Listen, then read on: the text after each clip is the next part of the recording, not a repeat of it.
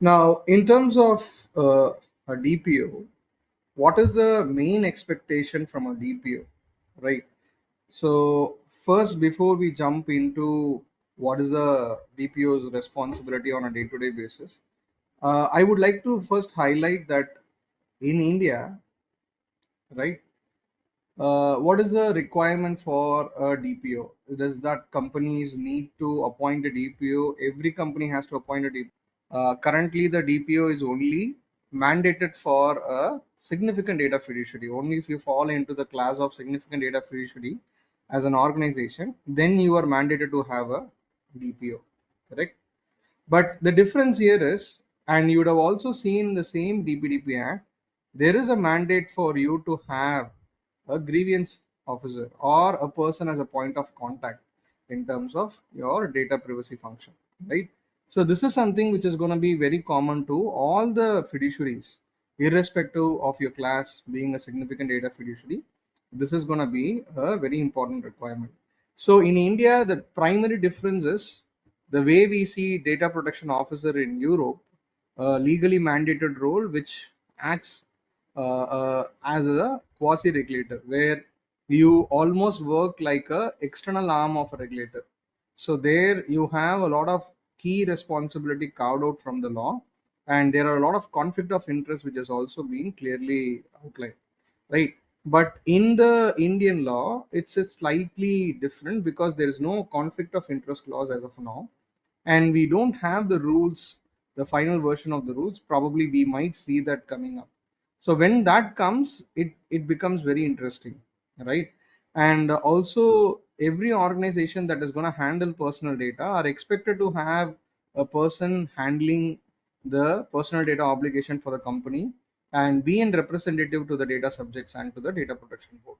So indirectly, it means every organization are in a requirement to appoint a person, right, in terms of representing the data privacy function of the organization, right? So in India, you may call them a data privacy manager or you may call them a DPO. So it all means the same in terms of, in India, there is no conflict of interest. So you are welcome to call them with different names. But in certain regulations like GDPR, it's a slightly very different story where the function is purely a quasi-regulator role. So I'll be covering that in bit detail, right? So in India, it's a good news. We are right now not forcing company to appoint a DPO like the way in GDPR. But if you are a significant data fiduciary, the obligations do apply. And there they have clearly highlighted that the DPO has to only report to the top management, which means the DPO in a significant data fiduciary cannot report to a CISO or CIO or a CRO, right? So in companies which is falling into the class of significant data fiduciary, they have no other option. The CISO CRO cannot be a DPO. They will need to have another person who is directly reporting to the top management. So that's something which I wanted to highlight this to you all. Okay. Now with the requirements trigger, right, I'm just showing you the various responsibilities, right? So what a DPO is going to handle on a day-to-day basis. All right. So if you see on the screen, the primary responsibilities starts with, in terms of what is the context of the organization, right? So the context of the organization is the first basis for the DPO to understand. See, and one important mistake what people expect from a DPO is DPO might have experience in a banking sector, and if you bring them for an insurance sector, or the DPO would have worked in a IT sector and you're bringing them to a pharmaceutical company. So you need to expect that they need to understand how this business function works. There are a lot of nuances with each and every sector, right? So without knowing what kind of product services kind of data we handle, the vendor ecosystem, right, it's going to be very difficult for the DPO to have a successful journey ahead. So that is the first and foremost thing in terms of understanding the business landscape and understanding the product and services, understanding the culture of the organization. These are the various factors which a DPO needs to get started. And apart from this, you need to understand the legal, regulatory, and contractual obligation of the company.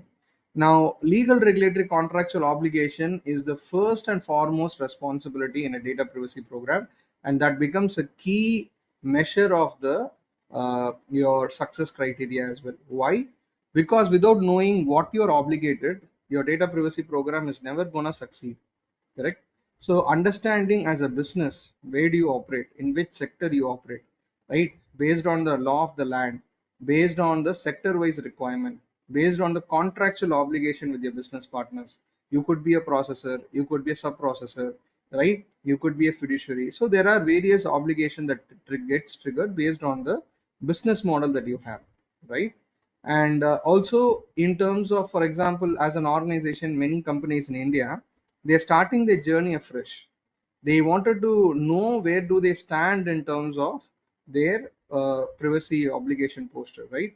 So the best way to start is in terms of doing a gap assessment, right? So don't expect this gap assessment to show you that you are maybe 75% compliant, 90% compliant. Don't have that expectation. The expectation of this gap assessment to show as much problem statements are there, as much gaps are possible, because you're starting the program for the first time in an organization. All you're going to see is a lot of red. So that is expected. That's the purpose of doing the gap assessment there. This is trying to show you how much effort in terms of people, process, technology is required from a organization perspective to have a privacy program, correct? So this is the role of a DPO to lead this program if they are appointed as maybe the early member of the team. This is usually how it happens. So they select a DPO and then the DPO builds the team to work around these obligations, correct? So you need to know where to start. So the first three steps are the primary steps as a DPO you need to take care in any organization, right?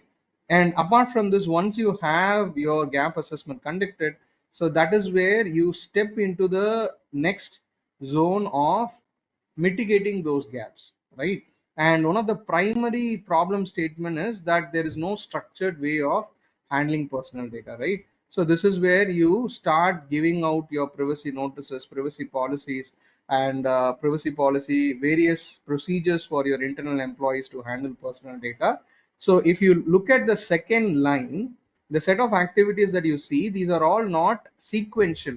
These are all mainly a parallel set of activities that you trigger after the gap assessment. So you will parallelly start a data privacy framework task, and you will also start your operations part of personal data program in terms of identifying the various personal data across your collection channels. So this exercise is very important along with the privacy framework. The reason is your many people think that these are distinct activity. Actually, these activities are heavily interrelated. Okay, so your inventory feeds your privacy framework. Your privacy framework also is going to become a very important document that helps the organization to know how to use your inventory in the future.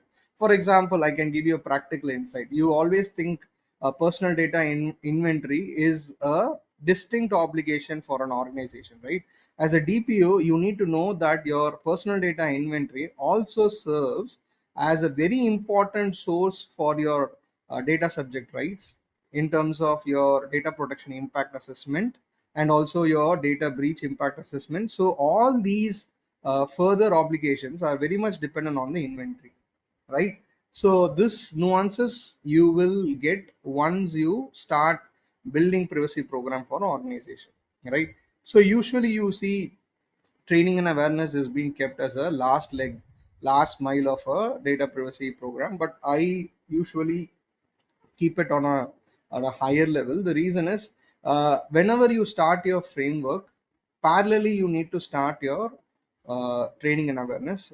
One important reason for that is if you do not, you're trying to impact a culture change. Cultural change does not happen in a small period of time, correct? So you need to align with your leadership, you need to align with your business leaders, you need to align with your internal organizations, employees, right?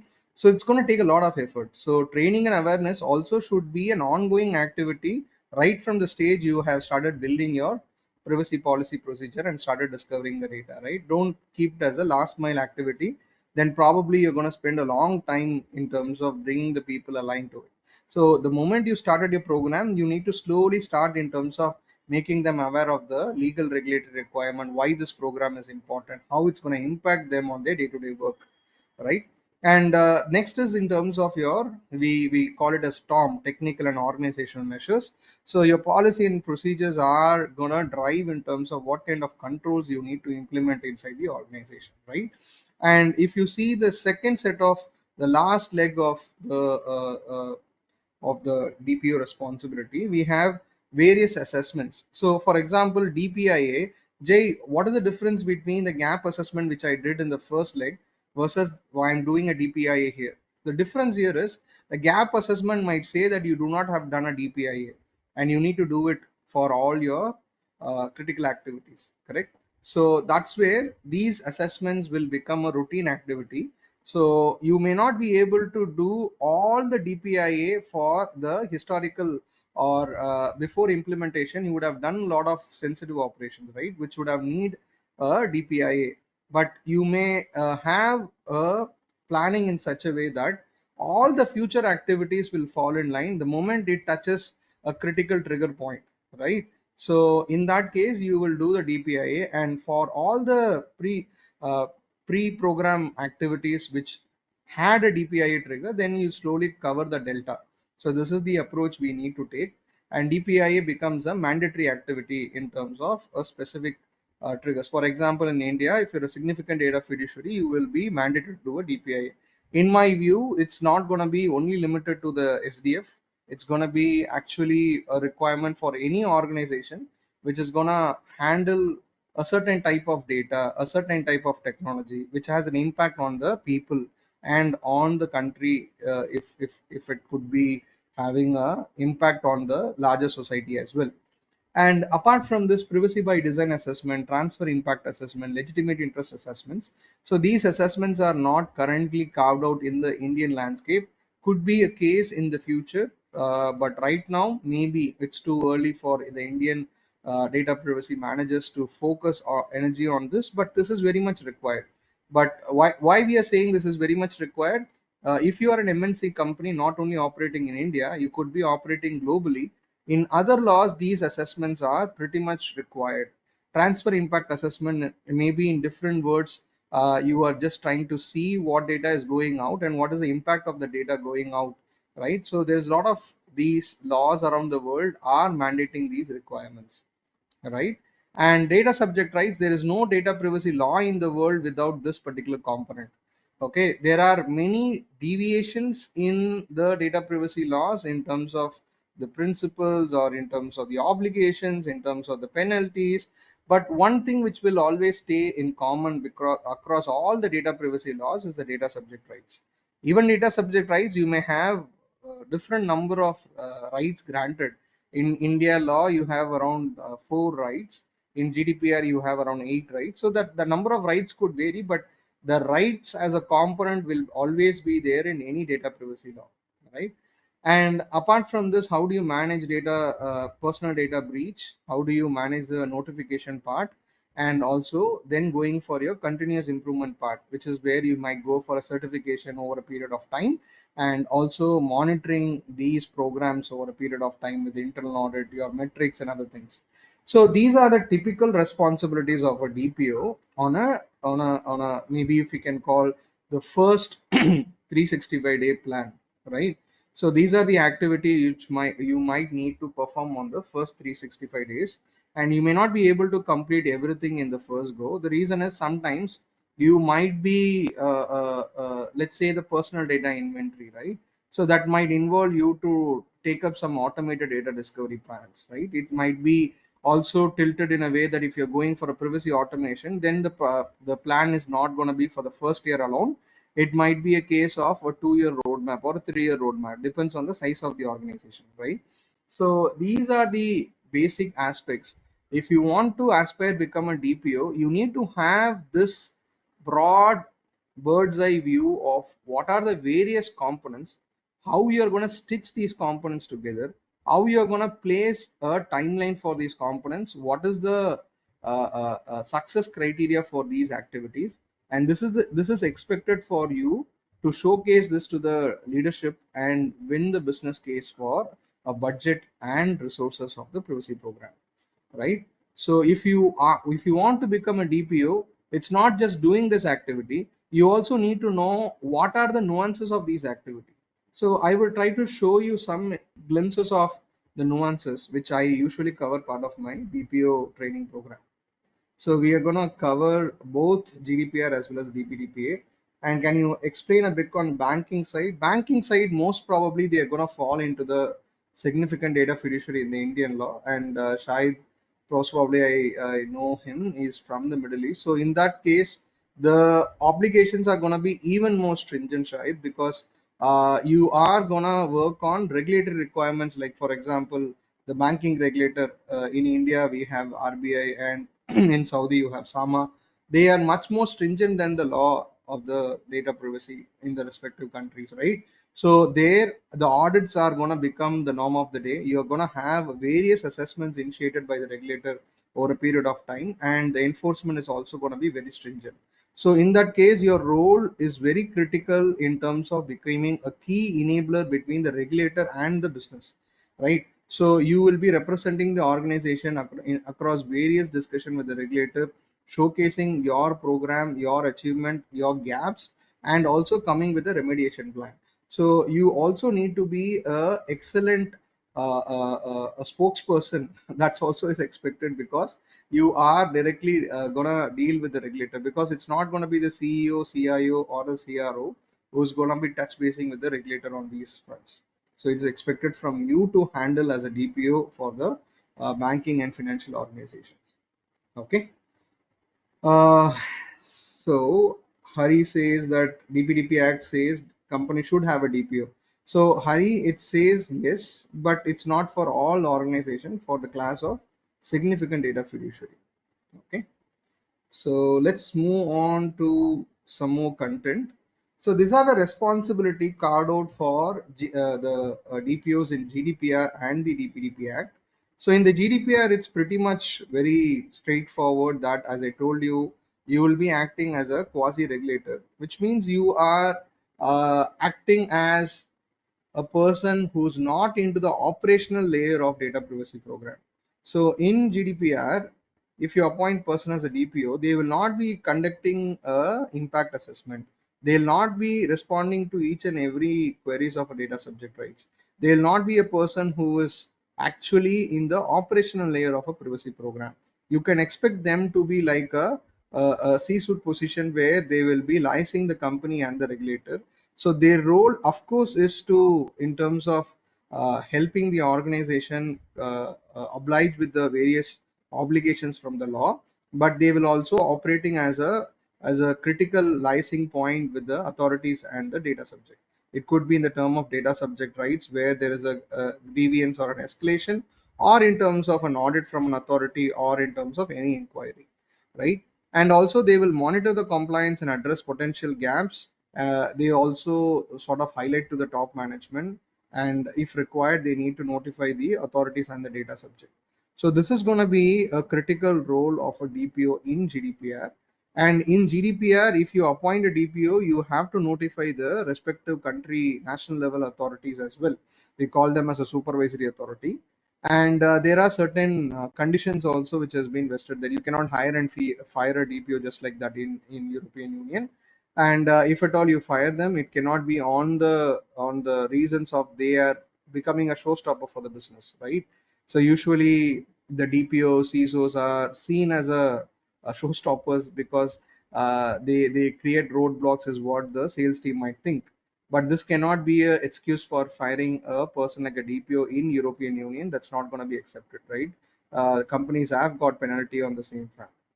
And apart from this, companies in fact have got penalty for not appointing DPOs, and companies have got penalty for not giving them the authority or giving them the access to the personal data, and DPOs are not serving their role as per the GDPR. So companies have got penalty for the same. This is not just the theory. The companies have got penalty for the same. Okay. And in the Indian law, for a significant data fiduciary, you are expected to appoint a DPO, and they report to the board or director or equivalent governing body, which is the highest governing structure with any organization, and act as a point of grievance redressal and conduct DPIAs, data subject rights, and coordinate with the data audits. Okay, so these are the important points in terms of the responsibility in both the laws. And if you appoint a DPO in a Indian context, you are also expected to give them the resources. So the resources includes, for example, giving them the sort of declaration within the company that we have appointed a DPO, and giving this information to all your employees, giving them the visibility, and making them their details available in the privacy policy and privacy notice, and also give them the resources as people, process, and technology. People is the team, the process is building a privacy program, and the technology is various tech gadgets, which are tech modules which are required, which is basically the automation of privacy program.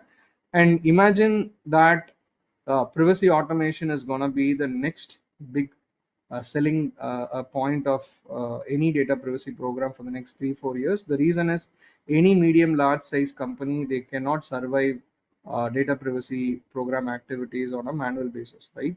So if you want to invest your skill set, invest on your automation part. That's going to be a very key requirement. A person who understands risk management, your legal interpretation of the law, and the technology automation of a privacy program. These three are a very important skill set for becoming a successful DPO. Okay, I'm repeating again: legal interpretation of a law, risk management of personal data, and tech automation of a privacy program. So these are three important skill set for becoming a successful DPO, right? So if you are from a particular skill set, for example, let's say you are from a legal background, you need to specialize in terms of your risk management capabilities. You need to know how do you automate the privacy program. So whenever I say automate a privacy program, you're not going to person who are going to sit and configure each and everything, right? But you need to know the how does a module is going to serve a privacy program obligation, right? Which one to use, which one not to use, in terms of reconciling the output of any privacy automation tools, right? You need to know whether the tool is going to serve the company's objectives or not, whether the tool will actually integrate with the existing modules, existing softwares of the organization. A lot of legacy tools, legacy systems may not sync in with the privacy automation tool. These are some of the challenges which you may face on a case-to-case basis, right? So these visibilities are very important. That's why a person from all these three backgrounds will be the most ideal DPO. But unfortunately, not everyone will have all the three skill sets outright, right? It's somewhere you need to bank upon or build your other two skill set as you work on the DPO. So this is the core aspects of it. And I'm going to quickly show you some glimpses of my DPO training part. So in terms of, we understood that a person needs to carve out a niche of building a program. So you need to understand that if you're working on a data privacy program, but your company is a multinational company, so that's where your standardization of a privacy program comes, where you need to know that there are more than one data privacy laws applicable to the company. How do you rationalize your efforts? How do you make your company compliant with various data privacy law, right? So we call it as unified control framework, or you can call the standardization of a privacy program, right? So these are some of the core expectation from a DPO, because they cannot, as a company outright, they may not have multiple DPOs to start with, right? So they may ask you to look over the businesses across multiple regions. So you need to know how to actually save the energy of the organization in terms of people, process, technology. So that's where you need to have these fundamentals of how do you represent multiple data privacy laws and still comply with the least amount of effort. Okay, so you need to build the program from scratch, the various components of data privacy program, and just representing the various sort of privacy policies, procedures, and what goes into privacy notice, right? So this is just a representation of the governance part. And then if you are building a privacy strategy, you need to be aware of various strategy. So we'll be discussing on the privacy by design. We'll also be discussing on the data and process oriented strategies. So we will be looking into the types of controls. So one important thing which I do part of my DPO training is that I will try to sort of give it very practical flavor in terms of looking at real time use cases. We will be looking at what are the things that you should not be doing a mistake in terms of privacy notices, okay, privacy policies, okay. And this is in terms of your data discovery, which is going to be a module 3, where we will look into how a tool automation works, how these tools actually identify the data across various systems. And we will be looking into records of processing activity, which becomes a mandatory requirement for the organization. And we'll be looking into how data retention, archival, and deletion is going to be structured in a privacy program. How do you define a retention period? What are the important triggers for the retention? What are the ways to safely dispose personal data, right? And how do you handle a right to be forgotten or right to delete? And how do you actually bring this into the equation when you are looking into your retention? So these are some of the nuances which we'll be discussing. And this is the checklist of control and processor for data governance. And we will also have a practical activity of identifying the common mistakes which people do part of the records of processing activity. We will have a dedicated module on cookie compliance. So we will actually do a live cookie audit, one of my favorite topics, where many people do not understand the depth of cookie obligations. Right now, there is a lot of debate. Actually, cookie itself, cookie-based online behavioral advertisements is a billion-dollar industry, and there is a lot of cases which are going around us as we speak, and we are expecting some very important change in this entire industry. But as an organization, you need to understand cookies are also personal data, and whenever you're handling it, you need to have appropriate cookie notices. And how do you actually enable your consent for your cookie notices? So we will pick up those live use cases. We will be looking in terms of step-by-step approach of building your cookie banner as well as your doing a live cookie audit. So these are the various assessments we will be taking care into the session: DPIA, transfer impact assessment, legitimate interest assessment. So we will be taking some live cases and we will be running step by step of these assessments. And so this is one of the key differences between, for example, I am the trainer for all the IAPP courses. So, but the course does not allow us to go in terms of taking one of these assessments and doing a coverage of each and every step of this assessment, correct? So that's where I have this course where we cover in terms of this delta. We pick up the live case, we look into the steps, we show the nuances of how this has to be dealt, and we're going to give a lot of examples of what are the use cases of these various assessments. Okay, I'm just showcasing you. This is why we call it as a case study approach. A lot of times we say legitimate interest, but we will show the various legitimate interest use cases. And the next is data subject rights, in terms of the interplay of data subject rights with the different lawful basis and data subject access workflow. And in terms of how do you handle this request as an organization with various examples, the nuances which you need to know part of each of the step, and how do you respond, templates, a lot of things will be shared during the session.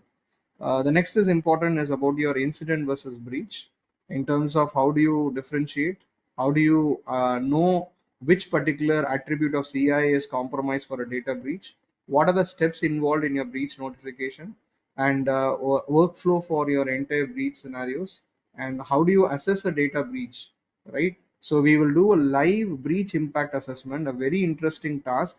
So we will be trying to take a quantitative approach, and part of the quantitative approach we will give a value, and how do we arrive at consistently applying that breach impact assessment methodology in any given scenario.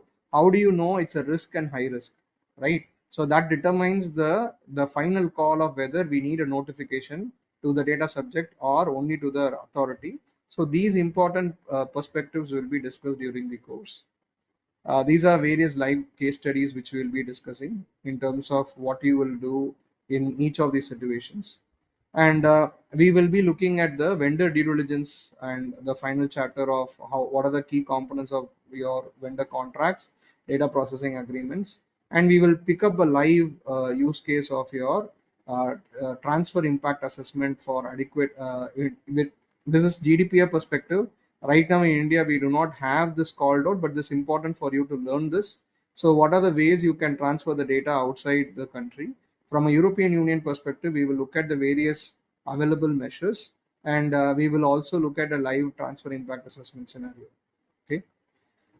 So these are the core objectives in terms of our DPO program, and here we cover the hands-on knowledge, and we're gonna pick up the delta of various data privacy certification program, which we will be gaining the knowledge of how to perform on a day-to-day basis, right? And we will cover all the core elements right from your governance till the point of operations, the various components. We will be covering each one of them in depth.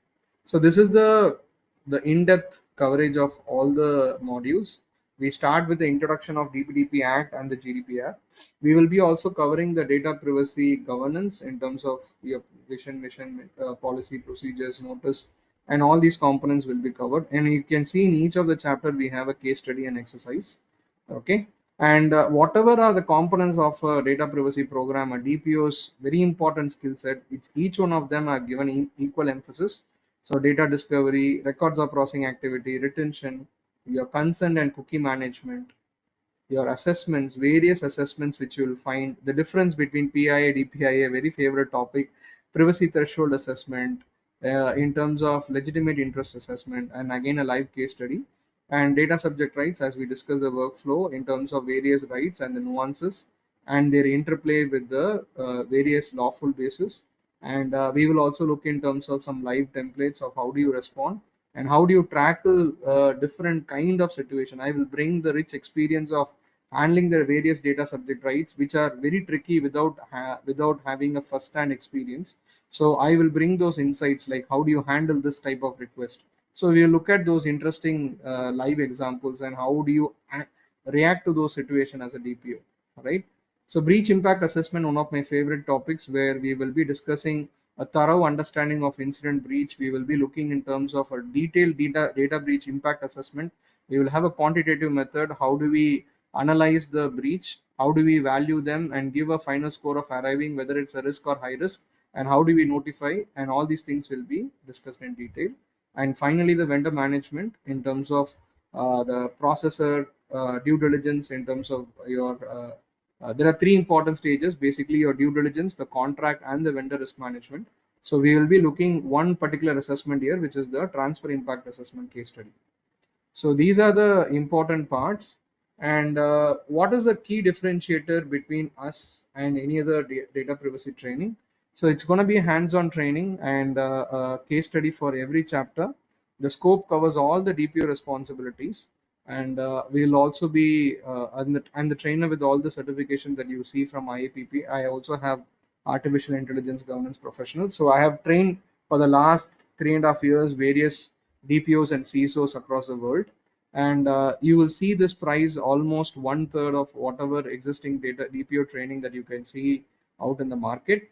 And the reason is I'm not favoring, or the institution is not favoring in terms of giving you just a certificate, but it's more focused on the knowledge part.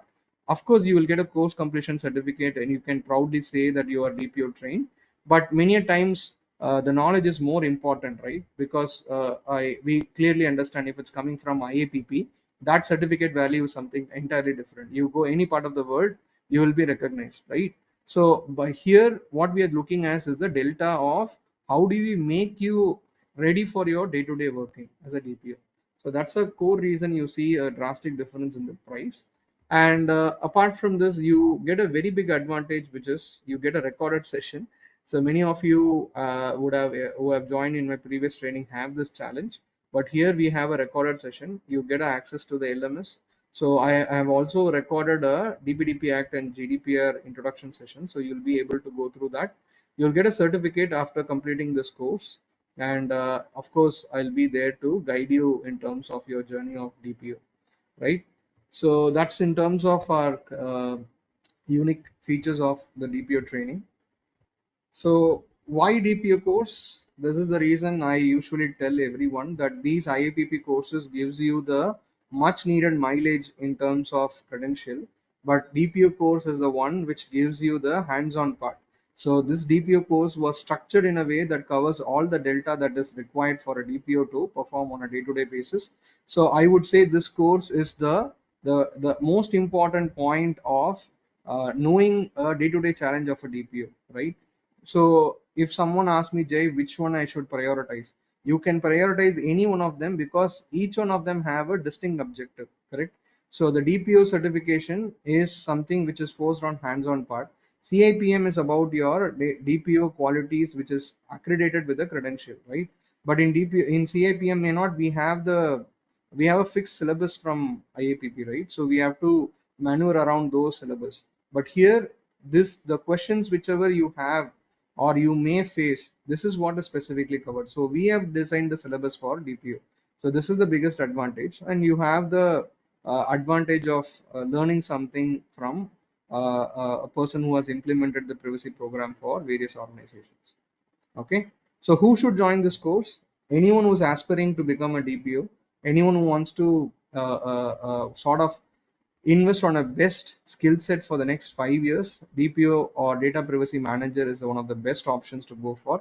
And part of this course, you will be learning how to become a DPO from scratch. There's no prerequisite as such. You just need to come with an open mind, and you will be learning everything from scratch. I take care of that particular perspective that I will train everyone from scratch. So I will start with the fundamentals. So that is taken care, and you can come from varied backgrounds. You might be from audit, IT, legal, information security, or even project management, company secretary. All of you who aspire to become a DPO, right, as a data privacy manager in India. And trust me, two important skill set which is going to have a lot of requirement for the next 5 years is your data privacy manager or DPO, and anything on the AI governance part, correct? So these are the two skill set which you can definitely vouch for next 5 years, and you can invest on this particular skill set part of your own self development. Okay, so we are starting a batch on 3rd of March, and the prices will be 21K. And so it's going to be a 24-hour session, and it's going to be on the weekdays. So that's another advantage. You can do it on a weekday basis, and you're going to have a recording which is available for you, so you can pick up as you go.